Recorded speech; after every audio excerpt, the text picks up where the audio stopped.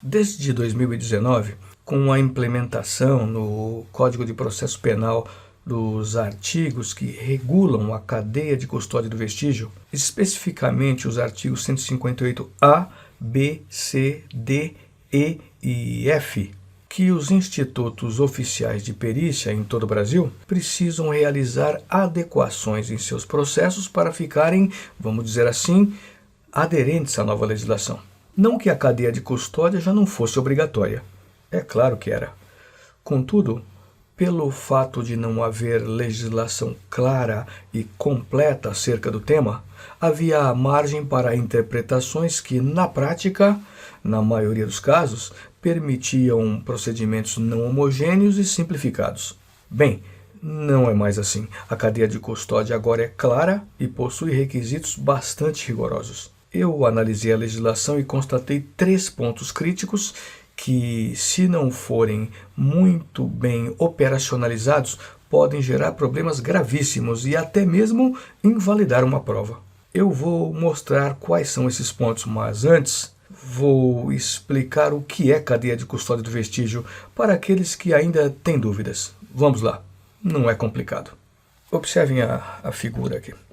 Então, a cadeia de custódia nada mais é do que a representação do ciclo de vida do vestígio.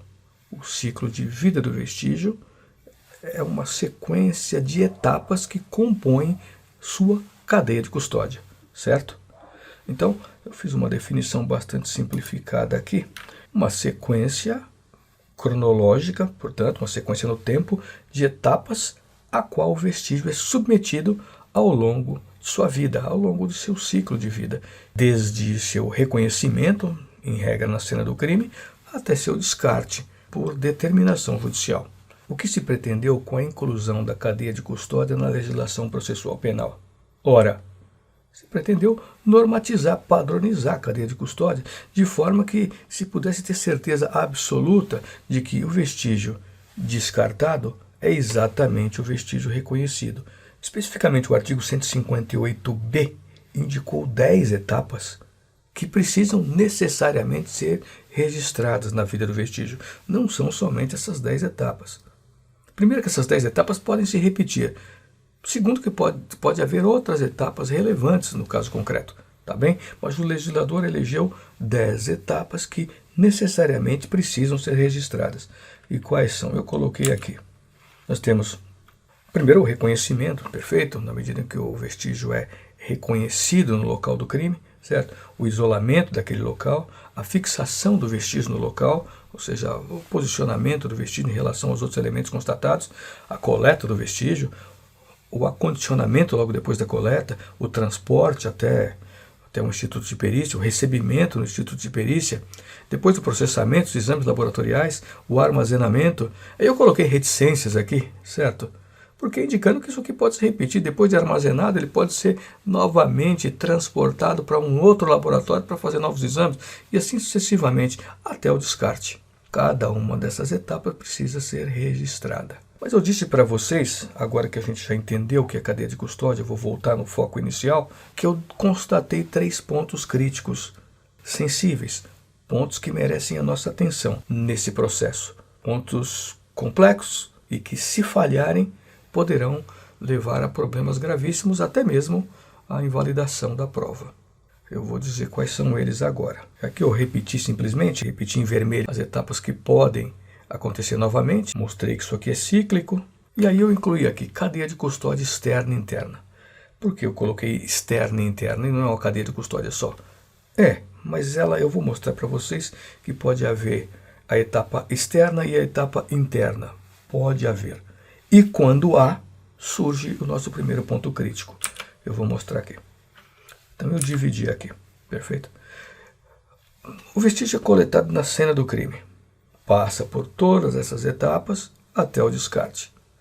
Quando é a perícia que constata esse vestígio e coleta da cena do crime, eu não tenho uma etapa externa. Porque a etapa externa não é aquela que ocorre no meio externo. É aquela que é externa ao instituto de perícia. É aquela que não ocorre sob o domínio, vamos dizer assim, do órgão oficial de perícia. Exemplo, supondo que a autoridade policial constatou um objeto num local de crime relacionado, por exemplo, coleta e leva para a perícia. Ora, a perícia recebeu, está aqui no recebimento. E quanto a essas etapas anteriores ao recebimento, como é que elas ficam? Elas precisam ser registradas. Na medida em que esse vestígio é recebido no protocolo do órgão oficial de perícia e não conta com um histórico, é fortemente provável que ele não será considerado, ele não será admitido como prova. E ainda que houve o registro, esse registro tem que ser adequado também. Não basta entregar uma folha, entregar um formulário, é preciso de elementos que comprovem esses registros. Não é simples. É um ponto crítico porque é uma situação que acontece com bastante frequência e que, se não for dada essa atenção, posso comprometer a prova. O primeiro ponto crítico, o primeiro ponto sensível, ocorre quando a etapa externa da cadeia de custódia não é devidamente registrada. É um ponto crítico. Esse vestígio que entra para a etapa interna no órgão oficial de perícia, ele pode ser contestado e, se for, é muito provável que seja invalidado. Qual é o segundo ponto crítico? O segundo ponto crítico decorre das próprias etapas. São muitas etapas. Cada uma dessas etapas precisa ser registrada. E ainda que eu tenha um sistema de informação, esse registro é manual. Esse é um aspecto crítico. Por quê? Na medida em que qualquer um desses registros, essas linhas pontilhadas, identificam momentos onde tem de haver registros.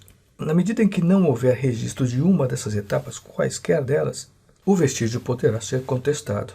Vamos supor, eu tenho o processamento do vestígio e depois eu tenho simplesmente o recebimento do vestígio.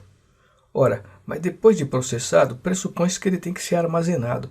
Então, se isso não for muito bem explicado do porquê de não haver registro dessas outras etapas aqui, esse vestígio, de fato, pode ser contestado e provavelmente será invalidado. Invalidado por ruptura na cadeia de custódia.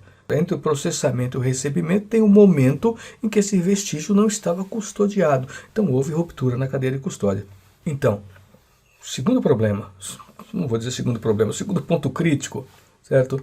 A quantidade de etapas que precisam ser registradas, certo? Esse registro é manual e, como a quantidade de vestígios é gigantesca, a probabilidade de falhas também é grande.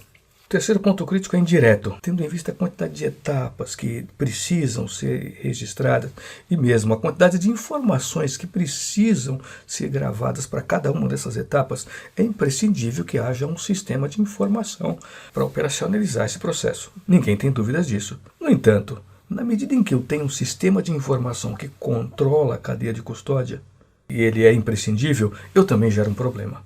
Ainda que a cadeia de custódia não sofra uma ruptura, se houver um problema com o sistema de informação, por exemplo, se um registro da cadeia de custódia for modificado e eu não tiver como descobrir, como comprovar essa modificação, vai haver dúvida. Eu tenho uma cadeia de custódia que está diferente do que consta no meu sistema de informação. Ora, eu vou ter um problema. Eu vou ter que eventualmente desconsiderar aquele vestígio porque não há correspondência com o sistema. Como é que eu vou saber o que está certo? O que está no sistema de informação ou o que está lá no dado físico? Eu não vou ter como saber isso. E se isso acontecer, em regra, eu vou ter que anular aquele vestígio também. Então, é claro, esse sistema vai ter que ser extremamente rigoroso no contexto da cibersegurança. Então vejam, o sistema de informação que é imprescindível também pode remeter a um aspecto extremamente frágil da cadeia de custódia. Recapitulando, 3 pontos. 3 pontos críticos. A cadeia de custódia externa, ela precisa ser registrada. E como ela está desvinculada da interna, é complicado. Segundo ponto, o registro em regra é manual. Problema complexo. Muitos registros, a probabilidade de erro acaba ficando muito grande. Terceiro ponto, sistema de informação tem que estar o tempo todo em harmonia com o processo físico. Se houver alguma alteração no sistema de informação, pode levar à invalidação da prova. O sistema de informação tem que ser extremamente consolidado do ponto de vista da cibersegurança para evitar essa condição. Bem, é isso, pessoal. É claro que a legislação trouxe algumas dificuldades, mas ela é uma legislação fundamental. A cadeia de custódia, de fato, precisa ser garantida. É uma garantia essencial para a sociedade, para o Estado Democrático de Direito. Nós estamos no caminho certo. Há dificuldades agora? É claro que há, muitas. No entanto, é necessário passar por elas. Tá bem?